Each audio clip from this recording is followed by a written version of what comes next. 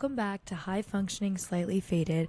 My name is Julie, and I'm so hyped this week because Taylor Swift just announced that she and Travis Kelce, aka Killa Trav on Instagram, just got engaged, and I'm just so happy for them. She's always wanted this, and like she literally has sung about in her songs, like the feeling of someone leading her on to thinking that that's where they want to go with the relationship, and then being like peace, after like wasting her time and everything. But I'm so happy for them. So to celebrate, I couldn't wait any longer. So I had to make an episode to talk about it. So I'm giving you guys kind of this bonus episode a little bit as a treat.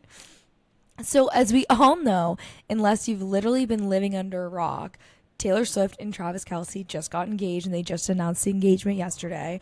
And as a lifelong fan of hers, I'm genuinely so happy for her.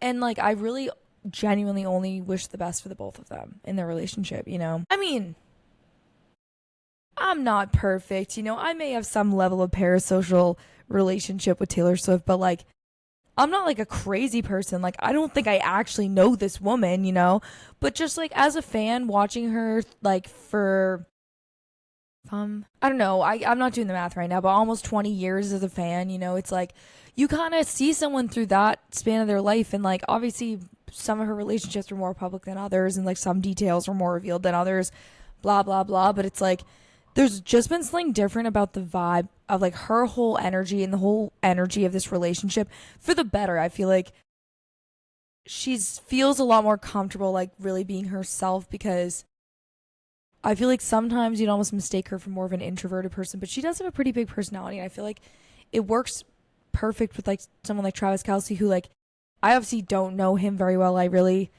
had only heard of him before he like confessed his love about Taylor Swift or whatever, because like I am somewhat in the knowledge of the football world, and I remember when it was like him versus his brother the first time at the Super Bowl or whatever. And it was like that big deal. I think they did a documentary or something. But I like him and his brother and his family. Like, they seem like pretty cool. Like, they seem nice. Like, I like a lot of the content that they put out. I don't know. And he's handsome, I'm like, what's not like? No, it's not to like. And like, he just seems like a guy with a big personality that's like very friendly and accepting, and like just seems like someone that you can just kind of like chill with. And like, maybe I'm also thinking that because that SNL sketch he was on, that like he pretty much, it was like Boney being like me and my straight friend. That's a classic SNL sketch that was driving me freaking crazy.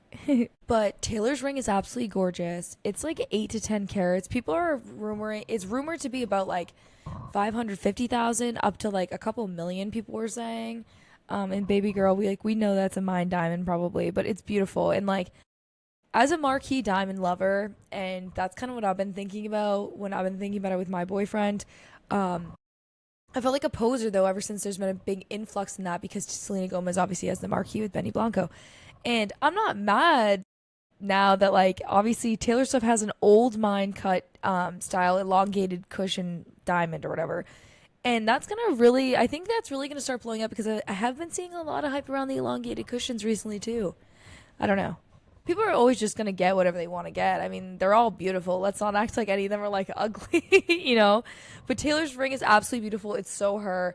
I love the whole engagement with the beautiful flowers in the garden. It was so beautiful. She really got to have her own love story engagement in the garden moment for real. Because it says that in the song, if you guys didn't know that. And if you didn't know that, you're either too young to be listening to this, or I don't know, you have CTE. Seriously, I don't care who you are. If you don't know love story, you've been living in like a bomb shelter or something. But nature's healing. Taylor Swift is happy. That's all that matters right now. So in addition to the People's Princess getting engaged, and honestly a big Taylor Swift topic too, episode 8 of The Summer I Turned Pretty just came out today, and I watched it. And, it's another amazing episode. You guys know I'm Team Conrad. I fucking love him. And I'll be brief because I still am practically speechless because I only watched a couple hours ago. But I'll give you some thoughts. I'm obviously going to rewatch it again a couple times. But you guys know that I was like, thank God when Steven and Denise kissed and they were like, nothing. Because I was like, thank God I didn't really get a sexual chemistry between them. I really got more of a friend vibe. But like, I also was just like, I don't like this girl to be his girlfriend. Like, if they want to be friends, fine. But like, I'm Team Staler all the way. I'm riding that train home. So now I can openly like Denise, and I can't wait to see what happens with Steven and Taylor. And then Steven is such a great brother. He always has Belly's back, and he's a great friend to Jared and everyone else too. Conrad looks so handsome this episode, and honestly, they all look so good. But it's like he needs to look good because he's kind of in his villain era, but it's also like he's like in his Prince Charming era. That's how I feel. The wedding is off. It's off, people. We've been waiting for this moment all season. I feel bad for them all, though, especially Jeremiah, because just like imagine being in his shoes. Like, I'm not saying I agree with him, but it's just like, I mean, I felt pretty bad for him, like overall, because it's like I just can't imagine being him until he did admit that he did pick the fight before Cabo, specifically because he knew about the thing with Christmas. It's just like, I would have literally had his ass in a chokehold. Hashtag women in male dominated fields. But then the episode was ending on a Logan Airport cliffhanger. Maybe it's because they know the flights are probably going to be delayed. So they said, you guys can wait a week. They'll still be there. But it's like Cardigan at the end. Were you trying to kill me? They literally killed me and brought me back to life. I love that song. And it's like all that shit. You know that it always gets released at a time in your life where it's like, oh my God, I really needed this. But I don't know if it's causing me more psychological damage to have this in my life at this time. But that's the Taylor Swift effect. It's my girl. So I'll move on from the Summer I Turned Pretty for now, but I'm not gonna go crazy talking about this next stupid shit I'm gonna talk about on the podcast today, because it's just gonna make me upset, and it's late. I gotta go to bed. I'm just like doing this because I had some stuff to say, and if you guys have seen the acronym MAHA, like MAHA, which is very similar to its cousin acronym MAGA, obviously. It stands for Make America Healthy Again. It's that whole RFK Jr. They're pushing all that fucking bullshit that it has literally no basis in anything scientific. And it's like, it makes me upset because it's like, why are we not trusting science anymore? Like, I'm sorry, but you guys cannot be going to that bad of schools. Like, some people go to bad schools and still, like, they have science. Like, because this is beyond not believing in evolution. Like, this is like, what's going on? I mean, this is not like, it sounds like Make America Healthy Again. It might sound like a good thing when you just hear that, but it's like, it's not. It's like they're just spreading lies, and some of them are kind of based in truth. They're like, seed oils are bad for you. Fun fact, seed oils are really not bad for you. They're fine. Use sunflower seed oil. It's not bad for you. Don't think that it is. That's just not true. And it's not like a Michelle Obama actually attainable level of health that people literally were like hating on her for. Do you remember that she was just like, let's get the Doritos out of the school and let's just do like, I don't know, granola bar or healthy alternative. Like, as a kid, we were all like, fuck you for that, even though I love her. But it was like, damn, no, the school lunch stinks. But it's also like, damn, God forbid someone cares about the health of our youth. Like, now as an adult, like, yeah, obviously I think that was a good thing and they should keep that up. But MAHA is giving eugenics. It's giving, they're literally uneducated. It's giving, get your hands off my red 40. No, like, I'm just kidding, but like, I'm not. It's like, what's next? My Diet Coke? What else are you guys gonna try to fucking take from me? I'm not a lover of RFK Jr., and as many of you know or may have guessed that, but I want to take a second to say, vaccinations are probably the greatest invention in human history. I'm not kidding. Like, if you want to have these opinions, at least do some legitimate research. Like, and you like, oh, I don't want to listen to mainstream media. You really genuinely think that all of mainstream media really is a lie? So it's like, okay, well, what if mainstream media is saying something that also the more minor medias are also saying, but like the two blogs or whatever that you look at for news are disagreeing with? Like, I think that, do you not see what I'm saying as far as like what the issue is, especially when you look at the scientific data? I just don't understand, why can't we trust the data? The numbers don't lie. Again, you guys know I've been watching a lot of House, but he says that all the time. For anyone who doesn't watch the show, doesn't. But vaccinations are absolutely amazing. People turning against vaccinations in less than like 100 years since their invention, or about 100 years or whatever, it's unfortunate, but it's a sign of how genuinely successful they actually are. I mean, a common misconception is that our ancestors, like a long time ago in ancient Greece and further on beyond that, they died really young because the life expectancy was like 30 years or whatever the hell. That's not true. I don't know if you guys have ever heard of a thing called mean, median, and mode, but you have to keep these things in mind when you're looking at an average number, and that includes life expectancy. And so the reason it's like that is because most people didn't live to 5 years old or beyond 5 years old. People would have like 12 kids because there's no birth control. Or even at times where there was, it was controlled and everything else.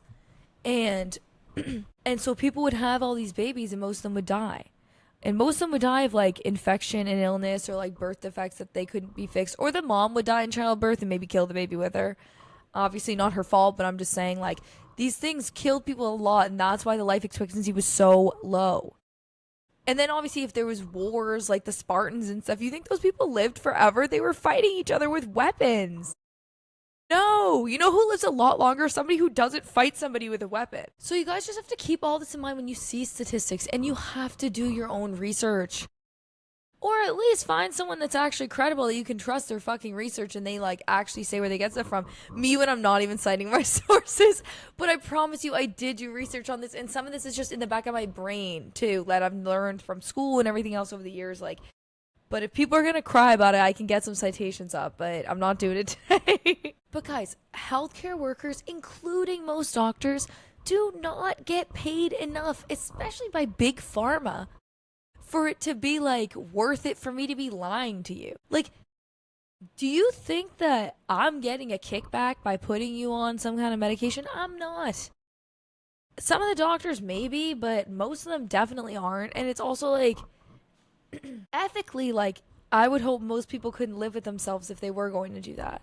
So just try to think about it realistically. That's the same thing as like if there's these big conspiracies. Like, I'm not saying every conspiracy theory is definitely not true, but can we be honest with ourselves? Like, a lot of them, it's like, come on. It's like, how many people genuinely, even with NDAs, even with all this stuff, do you think could keep a secret? Because it'll be like a situation where it's like so many people know the same thing, and it's like, people love to fucking talk. You think that that wouldn't have come out?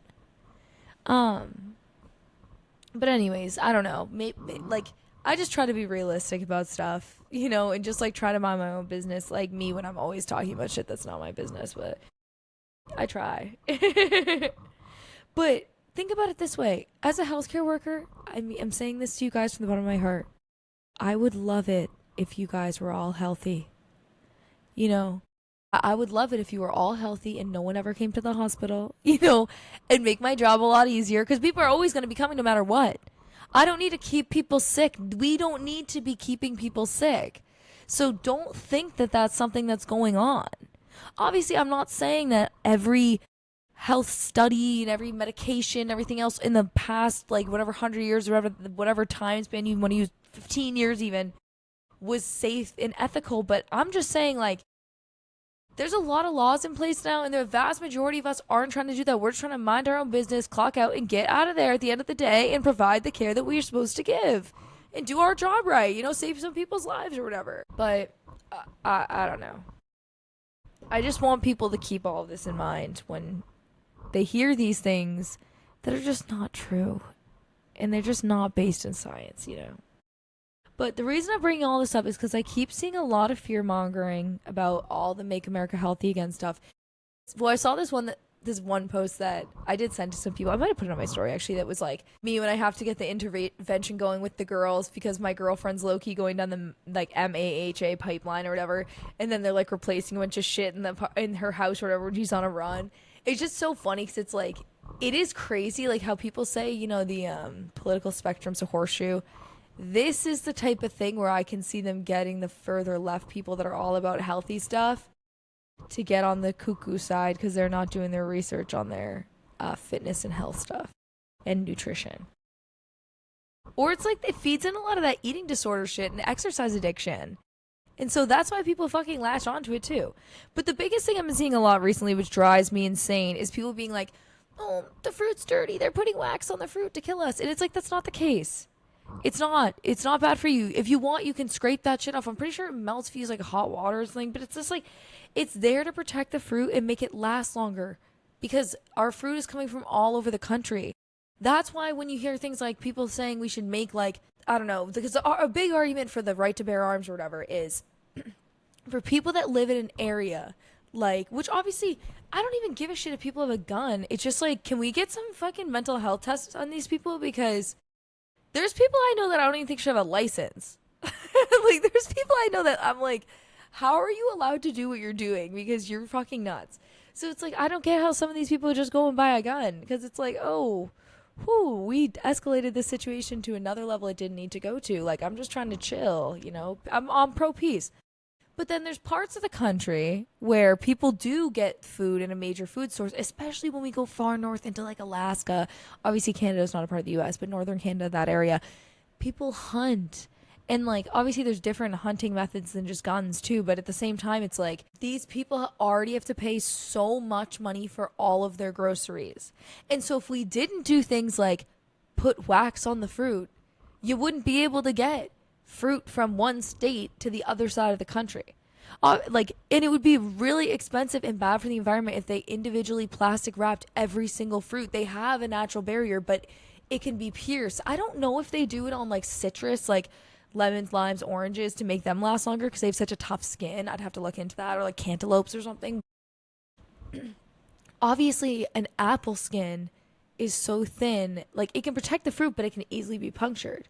So the wax is there so you don't get a fucking worm in, or well, maybe it might not stop a worm, but so you don't get like a big rip in it and it doesn't rot. I don't know. It's not that crazy. Like, people just need to relax. And if you don't believe me, look into it on your own. Like, don't just look at a post on Instagram. Please look into it on your own. You want to talk about doctors benefiting off people believing in lies. But anyways, moving on.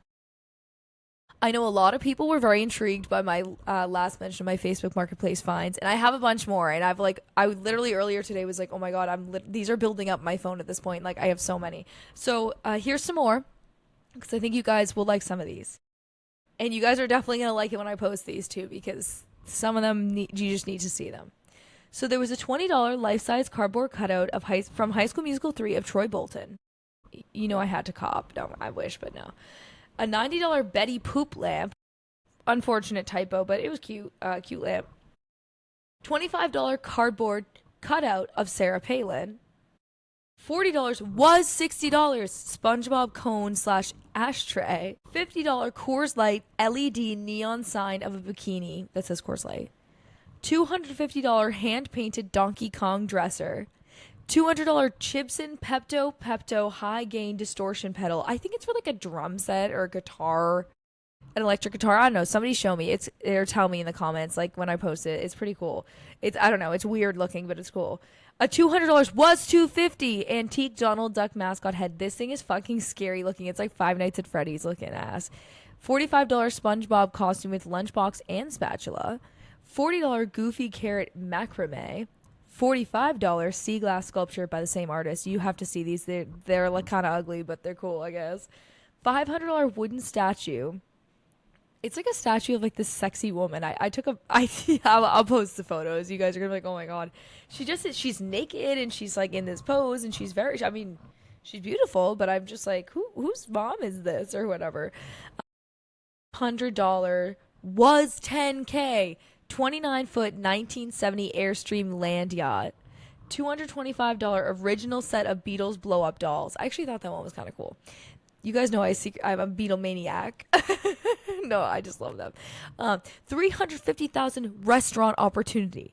So I was like, what is this? It's like a picture of a cheeseburger with no bun, which I'm like, what is this advertisement? So the description said like 100-seat newly renovated restaurant, currently pizza /sub/ looking to downsize, and then it had just had more details about location and stuff. So if you guys are interested, keep your eye out. I don't even remember where it was. Could have been New York. Honestly, I have my location set up pretty far just because I like seeing the fucked up shit people post. $6,000 Carlo Nason pendant light. It kind of looks like a jellyfish. It was pretty cool. $500 was $1,200 Sweeney pride painting. It's like 30 inches by 30 inches, then like 2, I guess, for the height. But I think it's supposed to be Sydney Sweeney, but they spell Sweeney with no EY, and I'm pretty sure that's how she spells her name. But it's very. I don't know if a fan made it. It's just definitely very. If it's supposed to be Sydney Sweeney, it's definitely pushing the I have great genes or whatever, like far right propaganda thing that everyone's been saying that she's been pushing or whatever. Allegedly. I'm not going to comment right now. I have to do more digging into it if I'm going to go off on this. But then, last but not least at all, a $200 5-foot Wednesday Addams Raven Dance animatronic Halloween decoration. Complete with, I took a video of it. It does this freaky dance. And I was like, oh my God, no one is going to believe this. I saw this when I was drunk at a party a couple weeks ago. And I literally was like, I genuinely don't think anyone's going to believe this. So I got to record this. And my sister was like, what the hell are you watching? And I was like, look, like, what the fuck? Like, I was like, I got to get this off my feed. But it's iconic. You guys are going to like it. Obviously, I'm going to post all these on Instagram and TikTok and Reddit or whatever, but so you guys can really see how strange some of this stuff is. I don't know if I'm describing it as well as it looked. So as you guys know, from my episode I posted the other day, I have been cheating on watching House MD with Criminal Minds because it's like Joe and I have been watching House and he actually kind of likes it, so it's like I watch Criminal Minds so I don't get too far ahead of him, you know, because I don't want to be mean, because he didn't care at first, but then I was like, I feel like you like it, I'll just watch something else when you're gone. But last night Joe and I got out of work and we were like, let's chill, let's have some drinks, let's watch TV, you know the vibe. And Joe passed the fuck out because he had to get up so early for work, and I put Criminal Minds on when he fell asleep, and in my buzz state, this is what I wrote in my phone notes about the show. I don't even know how else to say it other than I'm just gonna read these. But Criminal Minds, Detective Hotch and his dedication to his wife and family is so sexy to me. Mandy Patinkin, in all caps, who plays Agent Gideon, for those of you who don't know. My name is Inigo Montoya. You killed my father. Prepare to die, or however he says it. That was really not a good impression. This is my Saturday. I'm like, relax. I'm kind of tired, but I don't know. Like, and this is what I wrote after that.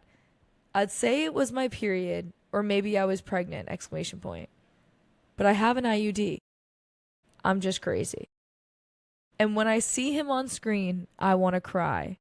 I love The Princess Bride. I've seen it like 900 times. Let's take a moment of silence for The Princess Bride and Mandy Patinkin. It's iconic. I'm not even doing that ironically. Like, that actually is iconic. Maybe I'll do a whole episode breaking down The Princess Bride. It's so good. I kind of want to read the abridged version because there is no unabridged version. If you don't know, then you don't know. I'll get into it another day. But as a fan of horror, lover of vampires, and Aaron Taylor Johnson, as many of you know, hashtag free Aaron Taylor Johnson, I'm going to leave many of you shocked when I say I haven't watched Robert Eggers' Nosferatu yet. I did see the damn mustache, though, guys. Like, I don't live under a rock. And if you guys don't know what I'm talking about, just Google Nosferatu mustache. It's very funny, especially if you don't like scary movies, because I know you're not going to fucking watch the film. But this is not nearly the only portrayal of a vampire that we have, let alone a sexy vampire movie. So this got me thinking, like, why are vampires even portrayed as sexy? Anytime there's a monster or something to be fought in a film or a story, it often commonly represents like the fears of the general public at the time. And like, honestly, in general, all media produced, whether it's a period piece, a modern story, a fictional or nonfiction, our art tends to reflect our world, like in the politics of the time it's created. Even if it takes place 200 years ago, it's still going to reflect it. It's just how it works. You know, for example, in the early 2010s when smartphones were really taking over, because obviously people had cell phones at the time, but that was really when the smartphones took off and that became the norm. And it would be like, oh my God, you don't have an iPhone? You know, you don't have a Galaxy? You know, you don't have that? When this happened, we saw a big rise in zombie films taking over, and shows, especially with the fears of our phones, you know, turning us into zombies, you know, sucking the life out of us, that kind of thing. And, you know, you see this in films and movies like The Walking Dead, Warm Bodies, World War Z, Zombieland, and many, many more. It also can be argued that plus the rise in vampire films with things like Fright Night, Twilight, and those like in the late 2000s, those kinds of things, also kind of rose up with the recession and the rise of like the opioid crisis in the United States. And so I'm also questioning, you know, if that now out loud, I wish I kind of thought of this and wrote this down before I wrote the script so I could have researched it more. But I'm almost wondering, especially where the rise of the opioid epidemic was so bad in those times, it is like, you think of the stories of people just getting in with the wrong crowd and then they get into drugs and stuff like that. I wonder if probably part of it was reflecting that. And now that I'm saying this out loud, like I feel like that's probably a pretty good use of a vampire story. I mean, I Am Legend was kind of like that. And because they're vampires, which people forget they're not zombies. I don't know. That whole film kind of confused me. I know they're calling them vampires, but they always were giving zombie to me when I watched it. I didn't read the book though, so I don't know. But we also had shows like The Boys, Handmaid's Tale, and even South Park and Family Guy, which often have plot lines and characters that reflect real life events. And obviously, those aren't related to vampires and monsters, but like it's in the same vein. And so, obviously, something in horror, something with a villain. It Follows. People say that's like reflect because it's like you have sex and then like the thing follows you and then till it kills you and then you have to have sex with someone else to pass it on. So a lot of people do prostitutes and then it just spreads and spreads. But the thing is, like, I feel like part of it is that, well, with It Follows, though, part of it is that it's the fear of STDs spreading and stuff like that and them chasing you, that kind of thing. I think things like Smile, Smile 2, those films, I think they're pretty indicative of the mental health crisis we're seeing around the world, not just in the United States, but we can get into that another day. But so where do vampires come into this? Like, Julie, other than what I was just talking about with the opioid epidemic, what are you talking about? Where do vampires come into this? We've been seeing a lot of vampire media recently, and it's rumored they're putting Twilight back in theaters for Halloween. Sinners came out this year. Nosferatu last year. The TV show Interview with a Vampire came out a couple years ago. There was Renfield and Abigail, those films, and more. There's been a lot of it. And obviously, like I was saying before, like it's not a new thing, but what's with the influx of our fanged friends, and why do they never seem to go away? So they never seem to go away because the disgusting anti-hickey rhetoric our society has been pushing for the last 100 years. No, I'm just joking. But like low key, am I wrong? Hashtag I support hickeys. But many stories in our culture have also come into, and this is like a big thing with vampires, is the fear of losing virginity, anti-sex, and that's usually why the final girl is usually the virginal one, or virginal one. And that's why the final girl is usually the virginal one and not the first girl who you usually see who gets killed like having sex with her boyfriend or doing drugs or something. And like Halloween, what is it, 1978? It's with Jamie Lee Curtis, obviously. It's a very, very great classic horror film, and that is probably the perfect example of the purity trope, where you literally see Michael Myers come in and kill these people as they're doing things that are sins and like they shouldn't be doing. Like it's literally like there's a couple having sex and he comes in and kills them, like I was saying, and then the last girl is the girl who's like the virgin girl who never does anything, you know. I'm pretty sure someone gets killed doing drugs too. Like that, it's the perfect example of that. You know, it's a great movie though. You guys should watch. It's a classic, obviously Halloween film. But obviously vampire lore can differ between writers and universes, just like with anything, werewolves, etc. But the main details that we know overall is that they're undead, cold-blooded, no soul. They can't be reflected in a mirror, which that's actually so vampires also don't like fuck with silver or whatever, and so it's kind of debated because mirrors used to be with real silver, if that's why that they couldn't be reflected, versus like it's because they have no soul, and the soul in a lot of cultures and everything think that the mirror is a reflection of the soul and everything. But that's kind of up for debate. It kind of depends on which ones you're talking about. They cast no shadow. They're only active at night. They're afraid of silver, garlic, and crucifixes. They have to be invited inside. You know, they're typically beautiful or sexy, but they can be grotesque too. We usually see them on like either end of the spectrum. It depends if they're like the classic Dracula vampire or they're like the fit into society Edward Cullen type. But they suck the life and blood out of people, typically on their necks. They're immortal. Dracula and many others mostly favored young, beautiful women, and they have an insatiable craving for blood. In addition, they can only be destroyed by being beheaded, burned, or from a stake through the heart. So vampires are by default super sexy. Though, I mean, they suck the blood out of your neck, you know. And there's a big seduction factor often seen with vampire lore too. It's a very intimate way to kill someone, and it's likely another means of serving some pro-virgin, anti-sex societal agenda. But it's also like a warning, because the pro-virgin, anti-sex thing, like imagine a world where there's no birth control and there's still STDs. Like obviously it was probably before like HIV or whatever, but like there's still like syphilis and herpes and all this stuff. Like I think a big reason a lot of religions and societies originally were probably pushing that is just to let people know, like, hey, you know, they're gonna do it anyways because we're humans and we love having sex. But, you know, we might as well kind of push on. I'm not saying I 100% agree with this, but this is kind of my interpretation, that it's like, if we tell them don't have sex till you get married or whatever, then they're gonna be like, oh, I shouldn't, and then hopefully they don't go as far or have sex with as many people, therefore putting themselves less at risk for like premature pregnancies that end, or like not premature, but just like unwanted pregnancies that like kind of leave them in a shitty situation with their relationships and stuff, you know, that kind of thing. I don't know. But or like they get STDs and STIs in a world where there's no antibiotics.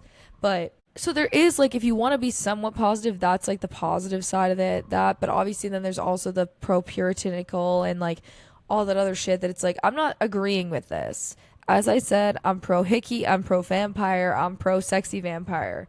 I'm not pro all this other shit. But it's a very intimate way to kill someone, and they've always kind of had that vibe. But obviously when it first came out, it wasn't in this world of like where we are now. It definitely was a more religious based world, and most of us know vampires through the popularity they gained following the release of Dracula by Bram Stoker that was published in 1897. Since then, vampires have been a fascination of many and a major horror figure, and there were already many performances of vampires in film by 1958, but that year marked a particularly juicy moment in blood-sucking history. Christopher Lee, yes, that Christopher Lee, you know him from Lord of the Rings as Saruman, Star Wars as Count Dooku, and way more. He portrays Count Dracula, and he also went on to play him like 10 more times, so obviously this was a success. But Lee was also really the first person to play Dracula as sexy, and to this day, that popularity and legacy shows, especially because that's not how he was portrayed prior to that, really. He was more like scary vibe. And then all of a sudden he comes along and he's like, oh, I'm Dracula, and I'm gonna suck the shit out of you, and I'm sexy. And then it's like, oh wow. And now since then they've all been sexy. So it's like coincidence? I don't think so. So old school Draculas are classic vampires in the long black cape versus the more modern ones obviously blend into our society more, unless they're like Stephanie Meyer's vampires with skin like thousands of diamonds or whatever. But even with the evolution of the Prince of Darkness, the vampires always served as a reflection of society, you know, which is ironic considering their frequent lack of reflection in a mirror. Like I was saying about other horror tropes, the vampire is a mythic being that we have used to embody every fear that has plagued society since the 19th century. We've seen them serve as allegories of sexuality, immigration, diseases, race, and war. For example, the 1990s Interview with a Vampire had a lot of homoerotic undertones on top of the normal vampire stuff, and one of them was like, I don't want to suck blood or whatever. It reflected a lot of the fears that society was having at the time during the homophobia of the 1980s and 90s and the AIDS epidemic, and the amount of people that were fucking dying, and how horrible that was, and the fears of homosexuality, illness, and loneliness that were happening around the time in that society. It really did reflect it. And we see this now too, as we see our more modern vampires stray away from religion and more towards, you know, beauty, youth, and prosperity. So it's something to think about, and that's why I was saying about the opioid epidemic too, because I do think there was some reflection of that too. I think part of it too is just like letting people take advantage of you, you know, like landlords, bosses, things like that. Like that's how we all kind of feel in society, especially as things head towards a recession. Like, and that's also why I think there might have been a rise in things. I mean, obviously when the Twilight books came out and then they gained publicity, and then they were like, oh, let's do the movies, but you know, all these things are related. They're always all related. Everything's connected. So moving on from some vampires into something else a little bit more sexy, I guess. I know it's still the end of the summer and it's not fall, and I'm not trying to rush anything. I love the summer, but I just have had vampires on the brain. And next thing I want to talk about is just throwing out some of the scariest episodes of Goosebumps I watched as a child out there. This one maybe also have to be extended, like a second part of this, onto a Halloween episode later on. But I used to love these when I was younger, even though it scared the crap out of me. But I remember like getting them from the library, and obviously the reruns on TV. They're a must watch for me and my sister. So season 2, episode 22, Don't Wake Mummy. Obviously a mummy related one. Season 1, episode 18 to 19, Werewolf of Fever Swamp. I distinctly remember this one. I think I watched it 100 times. Season 2, episode 20 to 21, Welcome to Dead House. That one was scary. Season 1, episode 15, Say Cheese and Die. That's a classic, but it's honorary mention because young Ryan Gosling's in that one. Season 1, episode 12 to 13, Stay Out of the Basement. That one also scared the shit out of me. And of course, season 1, episode 1 to 2, The Haunted Mask. So scary and so classic goosebumps. I also want to throw in R.L. Stein's The Haunting Hour, season 1, episode 8, The Walls, as a bonus, because I love R.L. Stein. Obviously, for anyone who doesn't know this, R.L. Stein wrote Goosebumps. And if you don't know that, pick up a damn book. But when I watched that episode, The Walls, with my sister when we were kids, we were waiting for mom to be done at our hairdresser's house, and it literally scared the living shit out of us. Like, to this day, we think about it and we laugh. So if you guys don't know, you should look into it. It's like, obviously there's a fucking thing living in the fucking walls, and it's scary as shit. But I was too young to watch that. But I saw it. I think the first time it aired. It was scary. So some of the things I'm slightly obsessed with at the moment are, and I might sound crazy when I say this, but parchment paper. It makes my life so much easier when I'm cooking and baking. I love you. I love you. I love you. It's not the same as wax paper for people that don't know. The feeling you have when you're driving home from work and the weather's nice and you have the windows down and you know you don't have to work the next day. It's a different kind of high. Not a care of the world. IF. I have been cheating on my girl Ari by Ariana Grande, but I haven't strayed too far perfume-wise. Don't worry, guys. Ari still has my heart as my number one Ariana Grande perfume and number one perfume of all time. But I did recently buy Cloud Pink, and I've been rocking that lately, and I do love that too. I bought a sample of the Cloud Pink and the Cloud Blue probably last summer. Maybe it was last winter. I don't know, but I used them all because I like them a lot. And when I saw Cloud Pink on the Ulta website when I went to get my sister something for her birthday, I was like, well, I am getting kind of low on perfume. I need that. But I've been wearing it all the time. I literally put it on to film this, and I'm like, I'm going to bed after this. Criminal Minds, obviously, as you guys can tell, I'm obsessed with recently because I've been watching that a ton. And then the Essie nail polish, it's jelly gloss in the shade Blush Jelly. It's like a perfect pink. I love it. Sometimes light pinks wash me out because I'm super pale. But I actually really like this one a lot, and it dries super fast. So if you guys are girls that paint your nails at home, I definitely recommend this one. So thank you so much for joining me today on High Functioning Slightly Faded. As always, my name is Julie, and you can reach me on TikTok, Instagram, and Reddit at HFSFPod. If you want to follow for updates on the podcast, if you want to send me anything, if you want to send me a picture of your dad when he's young, and I'll rate him out of 10. Or maybe you want to send me like the scent you're wearing recently. I don't know. Whatever you want, I'll reply. I don't care. I'm interested to hear what you guys have going on in my free time. But I'll talk to you guys later. Thanks so much for listening as always. Bye-bye. Talk to you later.